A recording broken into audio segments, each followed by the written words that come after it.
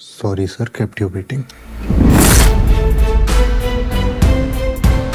OTT पर release होने के बाद फ्रेडी काफी लोगों को पसंद आई, but despite being an entertaining revenge drama, Freddy failed in many aspects, जिसमें कोई बुराई नहीं है क्योंकि देखो दाग तो चांद में भी थे, ये तो फिर भी अरे गाने वाली फिल्म बोल रहा हूँ। You very चालाक ब्रो। पर मूवी के बारे में कुछ बताने से पहले आपको एक बात बता दूं कि अगर आपने ये मूवी नहीं देखी है तो जाके देखो, बिकॉज स्पॉइलर अलर्ट। पर अगर आपको फर्क नहीं पड़ता तो हमें भी नहीं पड़ता, तो बिना वक्त जाया करे काम पर लगते हैं। सारे काम मैं ही करूं। शुरुआत से शुरू करते हैं। फ्रेडी का कैरेक्टर हमें एक 28 साल का डेंटिस्ट दिखाया है जो उसके एरिया के लोगों को हमेशा से क्रीपी लगा है। बट अगर फ्रेडी सच में क्रीपी है तो फिर इन्वेस्टिगेशन के टाइम पुलिस फ्रेडी को रिस्पेक्टेबल क्यों डिक्लेयर करती है? एक तरफ पुलिस फ्रेडी को रिस्पेक्ट दे रही है तो दूसरी तरफ फ्रेडी के एरिया के लोग सिर्फ उसे बुली करने के लिए मैट्रिमोनी साइट पे जाके उसे स्टॉक करके उसके साथ प्रैंक करते हैं। भाई इतनी मेहनत तो कार्तिक ने इस रोल के लिए भी नहीं ली होगी जितना इन्होंने इस प्रैंक के लिए ली है। अरे बाप रे, ये तो धोती खोल रहा है। But according to the movie इस प्रैंक सीन का लॉजिक वाज कैनास का secret boyfriend Raymond getting to know about Freddy and how desperate Freddy is. ये चीज आराम से नॉर्मली रिवील हो सकती थी, पर इन्हें दिखाना था कि यहाँ से प्लानिंग शुरू, जो प्लानिंग एक्चुअली में हमें कभी दिखाई नहीं गई। कहाँ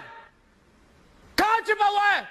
लाइक लिटरली उन्होंने फ्रेडी डेंटिस्ट है, उसका क्लिनिक वगैरह वगैरह सब इन्फो मेरी शादी.com से निकाला होगा। बट ये बात उन्हें कैसे पता चली that on the next day Freddy is gonna come to that wedding? साथ ही साथ उन्हें पता था कि फ्रेडी इसके बाद उन्हें स्टॉक भी करेगा, इसलिए वो प्रोटीन शेक पहले से ही डीएसएलआर लेके रेडी था। एंड क्लासिक बॉलीवुड टच कि कोई आसपास ना हो, स्टिल हमारी हीरोइन कैरेक्टर में थी क्योंकि उसे पता था कि उसके मुंह पे कैमरा है ना, इससे अच्छा उसके सीन्स ही नहीं दिखाते, चीजें अच्छे से जस्टिफाई हो जाती। पर अपने बिग रिवील के लिए इन्होंने लॉजिक की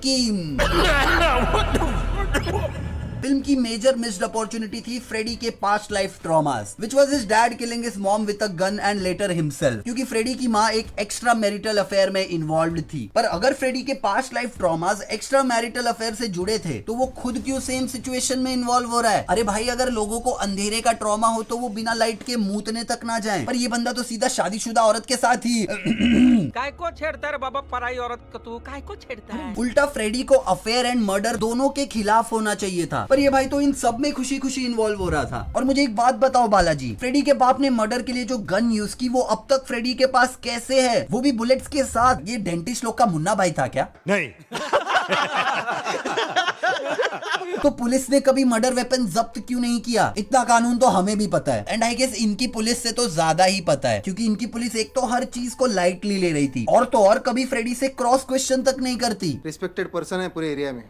एक्टिंग कर रहा है। रुस्तम के केस में ना पुलिस को इंटरेस्ट है और ना उसकी फैमिली को, क्योंकि ना उन्हें दिखाया और ना ही पुलिस ने ज्यादा कोशिश की। ये क्या क्राइम पेट्रोल की पुलिस थी क्या? अगर आपके पास दौलत है तो आप महान हैं, नहीं तो आप कुत्ते के समान हैं। फ्रेडी का मेजर ट्रिगर उसके पेट टर्टल हार्डी की डेथ थी, जो एक अनयूटिलाइज्ड एस्पेक्ट भी था, क्योंकि जब रिवील हुआ कि कैनाज और रेमंड ने हार्डी को मार दिया तो हमें कुछ फील ही नहीं होता, क्योंकि हार्डी और फ्रेडी का बॉन्ड 2 सीन से ज्यादा दिखाया ही नहीं। अरे माना तुम्हारा कछुआ वीएफएक्स वाला था, पर बस एक सीन या एक पास्ट रेफरेंस दिखा देते, क्योंकि वो कछुआ है, कुत्ता या बिल्ली नहीं। तो हार्डी फ्रेडी से एज में बड़ा भी हो सकता था, उसके पास्ट ट्रॉमा से रिलेटेड भी हो सकता था, पर ऐसा नहीं हुआ और इस वजह से इनका जॉन विक की तरह एनिमल कनेक्शन दिखाने की कोशिश बिल्कुल भी कामयाब नहीं हुई। I mean, तुम्हें थोड़ा बुरा लगेगा, पर इसका रीजन ये होगा कि एक 28 साल के लोनर बंदे का इकलौता दोस्त, उसका इनोसेंट पालतू कछुआ मारा गया। इसलिए नहीं कि कछुए का इंपॉर्टेंस हमें दिखाया गया था, बट हैंड्स डाउन हर किसी की एक्टिंग मूवी का वर्स्ट पार्ट थी। कार्तिक के पास्ट एंड फ्यूचर वेंचर्स पे ध्यान दूं तो ये उनका एक सुनहरा मौका था अपने आप को एज एन एक्टर प्रूव करने का, पर उल्टा कार्तिक पारसी प्रोफेसर बन गए। और जितना स्टीरियोटिपिकल पारसीज को इन्होंने इस मूवी में दिखाया है ना, मेरे हिसाब से पारसी कॉलोनी में पक्का ये मूवी बैन हो गई होगी। माना ये तुम्हारी क्रिएटिव चॉइस है, पर एटलीस्ट उसे रियल रखो, क्योंकि बिना पारसी पने के भी ये मूवी सेम ही लगती। और ऐसे पारसी चाहिए तो इश्क और धमाल मूवीज वाले पारसी ले लेते, एटलीस्ट वो थोड़ा हंसा तो लेते ऑडियंस को। मजाक था भाई, मजाक। मूवी का एंड जितना ब्रूटल एक्सपेक्ट किया था उतना हुआ नहीं, क्योंकि इस पूरे सेटअप का एंड एक बैंग के साथ होना चाहिए था, पर वो बैंग बस एक नॉक बन के रह गया। अगर ये मूवी इतने अच्छे से शूट ना की होती, इसका स्क्रीन प्ले इतना अच्छा नहीं होता, इसमें एक तरह की ड्रामेटिक आयनी ना होती, तो ये मूवी 100% फेल हो जाती, क्योंकि बॉलीवुड में पहले भी अच्छे रिवेंज ड्रामा मूवीज बने हैं, एंड आई एम श्योर कि इस मूवी का उन मूवीज के सामने टिकना बहुत मुश्किल है। पर एंड में मूवी एंटरटेनिंग है, तुम्हें देख के मजा आता है तो और क्या चाहिए। पर स्टिल आप अपने अपने ओपिनियंस हमें कमेंट में जरूर बताएं।